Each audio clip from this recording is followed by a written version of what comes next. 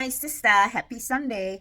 Beginning of the month on a Sunday. Oh, I thought I needed to talk to you. So I just came back from church, and the topic for this month is the metronome. I thought it was so cool and makes so much sense. So for those of us that sing, just for you to stay on beat, so you don't lose track of your rhythm and whatever, there's like a beat, a tick that goes within the background. So it goes tick, tick, tick, tick, almost like a watch, right? And depending on the tempo of the song that you want to sing, you kind of set your metronome right in the beginning. It determines whether, you're going to have a nice slow song or, something fast and upbeat. But anywho, the message for this month is whose direction are you following? Like a metronome. Are you following God? Are you following yourself? Are you following people, right? Something super important to put into perspective. Whose direction are you following? So ultimately, we always want to follow God's direction. We always want to inquire from God. Should I go? Should I stop? Should I not stop? So if you go to 1 Samuel chapter 23,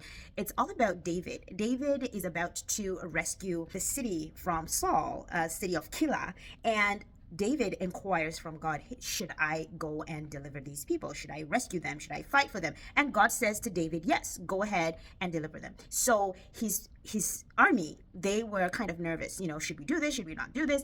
And David went back again and he inquired, and God said, yes, go ahead and deliver them. But you know what happened? Later, these people that he delivered also betrayed David. David goes back, he inquires again, and God says, yes, these people will betray you. And so David ends up leaving this town of Keilah. And the most interesting thing to see is how instructions are always changing. So if David had said, well, I inquired of God, and God said, I should go and rescue them, he could have stayed in the city. But David was wise enough to keep going back to God to inquire. And as you see, even though God said, yes, go and deliver these people, God still said, hey, these people are going to betray you. So it's the same thing for us. Sometimes we start in one path and we think, okay, I've heard from God and I'm just going to go ahead and everything's going to be good. And then things start falling apart. It's a good time to ask yourself, what metronome are you following? Did we go back to inquire from God? Did we ask him, hey God, should I stay on this path or should I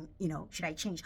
I noticed recently that a lot of my clients coming in are going through some type of life change. And it's something that I've experienced over my years of doing hair, is when we change our look or we go for a new look or we update our look, we're going through something. We're going through a change. And my message for you this Sunday, this June is, girl, what metronome are you following? Girl, did you inquire from God? Girl, I'm just coming out of a 10-year abusive relationship. Yeah, I'm going to say that. A lot of you that have been close to me probably know about my journey, my up and down journey.